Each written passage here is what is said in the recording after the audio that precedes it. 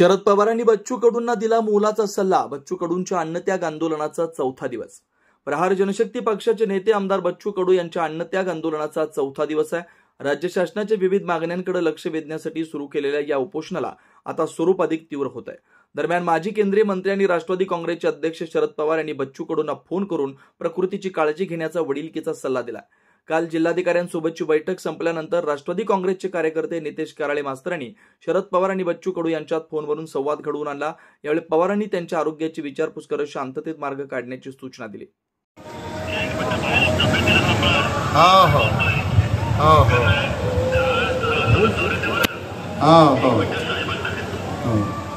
आता जिल्हाधिकाऱ्यांची भेट घेतलेली आहे आणि नंतर लगेचच पवारसाहेबांना कराडाने काय बोलून झालं, पवारसाहेबांनी काय म्हटलं? पवारसाहेबांनी आम्ही आमच्याकडून प्रयत्न करतो. कराळे साहेबांनी त्यांचा फोन जोडून दिला आणि त्यांनी सांगितलं का माझ्याकडून काय प्रयत्न करता येईल, आमच्या सदिच्छा सोबत आहे असं त्यांनी सांगितलं. आणि कलेक्टरांनी बावनकुळेसोबत बोलणं करून घेतलं. पालकमंत्री बावनकुळे म्हणत का आता कलेक्टर आले, तुम्ही उपोषण सोडवा, आम्ही बैठक लावू. मी त्यांना सांगितलं बावनकुळेंना फक्त बैठकीवर काही उपोषण सोडणार नाही, निर्णय घ्यावा लागेल आणि निर्णय घेतल्याशिवाय आम्ही ते काही हटणार नाही.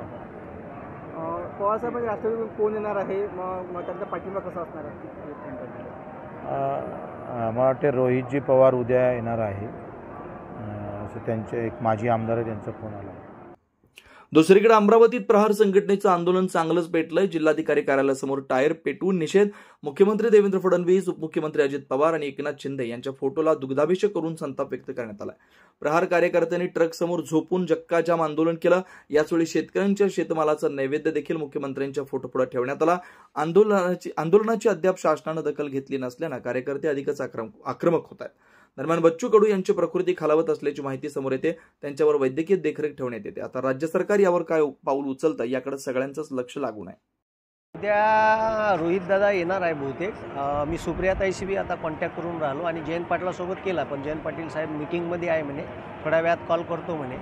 आमच्या पार्टीतर्फे जर एक दोन मोठे नेते आले तर अजून आंदोलनाला भव्य दिव्य रूप येऊ शकते किंवा महाविकास आघाडीच्या लोकांनी जर पाठिंबा दिला तर या आंदोलनाला वेगळे स्वरूप महाराष्ट्र लेवलवर निर्माण होऊ शकते.